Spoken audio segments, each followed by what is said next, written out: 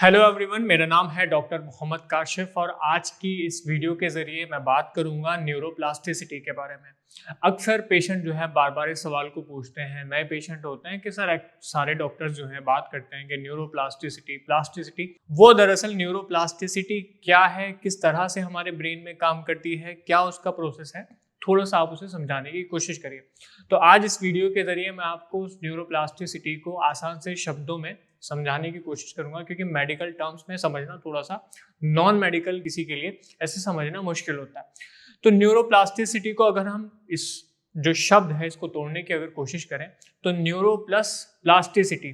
अब यहाँ जो न्यूरो है उसका मतलब न्यूरॉन्स हैं, ब्रेन के जो न्यूरॉन्स हैं, हमारा जो माइंड है वो है। दूसरा, जब हम बात करते हैं प्लास्टिसिटी, प्लास्टिसिटी का जो मतलब है वो है एबिलिटी टू चेंज, यानी जो आपके न्यूरॉन्स हैं जो डैमेज हो जाते हैं उनमें चेंज। अब अगर हम पूरी टर्म की बात करें तो न्यूरोप्लास्टिसिटी अपने आप में एक चेंज टू अडेप्ट, दोबारा से रीऑर्गेनाइज करना चीज़ों को, या दोबारा से चीज़ों के नए कनेक्शन ऐसे बनाना, न्यू कनेक्शंस बनाना।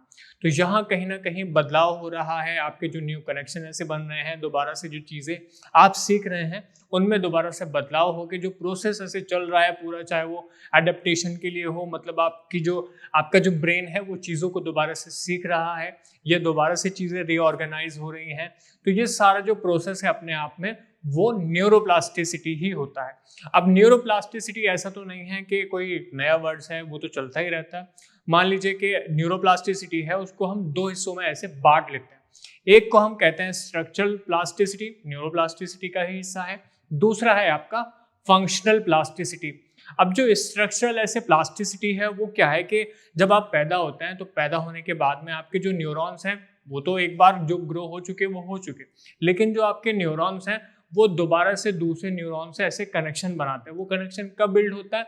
जब आप चीज़ें सीख रहे होते हैं, जो आप लर्न कर रहे होते हैं, खाना पीना, उठना बैठना, साइकिलिंग करना, सारे जितने मूवमेंट हैं या जो कॉग्निशन है, जो सारी चीज़ें हैं, वो जब आप सीख रहे होते हैं तो उस वाली प्लास्टिसिटी को, उस वाले चेंज को, बदलाव को, सीखने को हम कहते हैं स्ट्रक्चरल ऐसे प्लास्टिसिटी।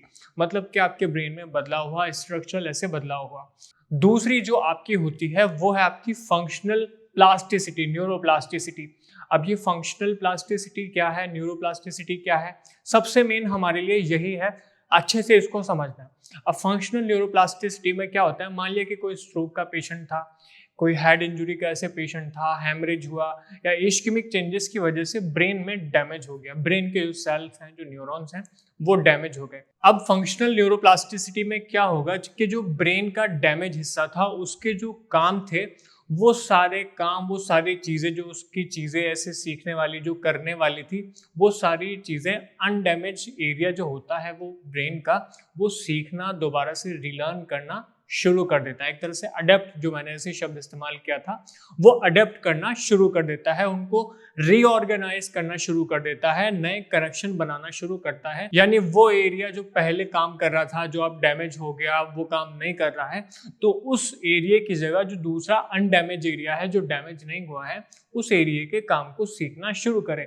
इस फंक्शनल न्यूरोप्लास्टिसिटी को हम कह देते हैं ऐसे कि न्यूरोप्लास्टिसिटी है।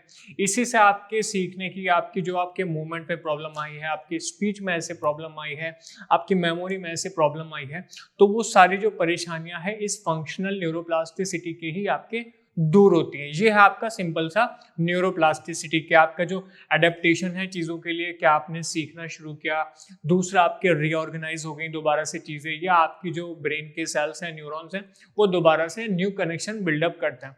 अब किस तरह की चीज़ें हैं जो न्यूरोप्लास्टिसिटी को बूस्ट कर सकती हैं? देखिए, वैसे तो न्यूरोप्लास्टिसिटी जो है वो अपने आप में एक नेचुरल प्रोसेस है, चलता रहता है ब्रेन में, लेकिन कुछ वजहों से वो हैम्पर हो जाता है। हैम्पर मतलब क्या, आप कह सकते हैं कि प्रभावित हो जाता है। लेकिन कुछ ऐसी चीजें हैं जिससे आप अपनी न्यूरोप्लास्टिसिटी को अच्छा बनाए रख सकते हैं। उसमें सबसे पहली चीज जो है वो है आपका एनवायरनमेंट। देखिए, एनवायरनमेंट किसी भी इंसान की, किसी भी पेशेंट की पर्सनैलिटी के ऊपर, उसके किरदार के ऊपर, उसके व्यक्तित्व के ऊपर बहुत ज्यादा असर डालता है। यही असर उसके ब्रेन पे पहुंचता है। तो ब्रेन को किस तरह का एनवायरनमेंट मिलता है सीखने के लिए, आप सीखने के लिए एक माहौल बनाते हैं, तो कहीं ना कहीं ब्रेन बहुत अच्छी तरह से सीखना शुरू हो जाता है। जैसे मैं एग्जांपल लेता हूँ, अभी 2 दिन पहले हमारे पास एक पेशेंट आए, तो पेशेंट जो है उनको अफेजिया की प्रॉब्लम थी। अफेजिया का मतलब होता है कि स्पीच में प्रॉब्लम थी, लेकिन उनकी जो डॉटर थी, उनकी जो बेटी थी, वो एक स्पीच थेरेपिस्ट थी। तो उस पेशेंट को उस तरह का माहौल मिला कि उनकी जो बेटी थी, उन्होंने बहुत ज़्यादा ऐसे उनको स्पीच की प्रैक्टिस करवाई, मतलब उनको उस चीज़ को सीखने के लिए माहौल मिला। तो उनकी जो स्पीच की प्रॉब्लम थी, उनकी जो अफेजिया की प्रॉब्लम थी, वो बहुत अच्छे से इम्प्रूव हो रही थी, वो बहुत अच्छे से अपनी स्पीच के लिए रिकवर हो रहे थे। इसका क्या मतलब हुआ, यानी उनको उस माहौल में सीखने के लिए चीज़ें ज़्यादा मिली, वो एनवायरनमेंट मिला। एनवायरनमेंट का मतलब मैं ऐसे नहीं कह रहा हूँ कि गर्मी ज़्यादा है या सर्दी कम है, या सर्दी ज़्यादा है गर्मी कम है, उससे बाहर निकल के मैं कह रहा हूँ कि एक सीखने वाला जो माहौल है, वो सीखना ही आपका जो लर्निंग है, जो रीलर्निंग है, वही एक तरह से न्यूरोप्लास्टिसिटी के ऊपर एक प्रोसेस अपना जो शुरू हो रहा है। उसके बाद में जब एनवायरनमेंट हो गया, उसके बाद में आता है कि आपका क्या डाइट पैटर्न है, क्या आप खाने में लेते हैं। अगर बहुत ज़्यादा आप नॉन वेजिटेरियन रहे हैं, तो कहीं ना कहीं जो नॉन वेजिटेरियन फूड है वो टी माओ के लेवल बढ़ाता है, तो उस टी माओ के लेवल की वजह से या हाई कोलेस्ट्रॉल होने की वजह से रिकवरी के ऊपर असर पड़ता है, या दोबारा से स्ट्रोक होने के चांसेस होते हैं, जिससे मूवमेंट या और सब दिक्कतें जो हैं, या जो न्यूरोप्लास्टिसिटी अपने आप में चल रही है, वो प्रभावित हो जाती है।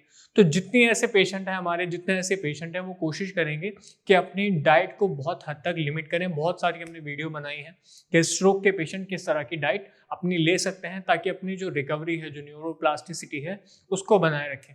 तीसरी और सबसे ज़रूरी जो चीज़ है, वो है उनकी एक्सरसाइज। देखिए, अब जो डैमेज एरिया था उसमें क्या था, उसका मूवमेंट के लिए रिस्पॉन्सिबल था, स्पीच के लिए रिस्पॉन्सिबल था, मेमोरी के लिए रिस्पॉन्सिबल था। तो अब यहाँ उस पेशेंट को अपनी एक्सरसाइज, अपनी फिजिकल एक्टिविटी को बनाए रखना है। जो चीज़ें, जो मूवमेंट उनके नहीं हो पाते, कोशिश करें कि वो दूसरे असिस्टेंट्स के जरिए, फिजियोथेरेपिस्ट के जरिए, अपनी फैमिली मेम्बर्स के जरिए दोबारा से उन मूवमेंट को कंटिन्यू करें।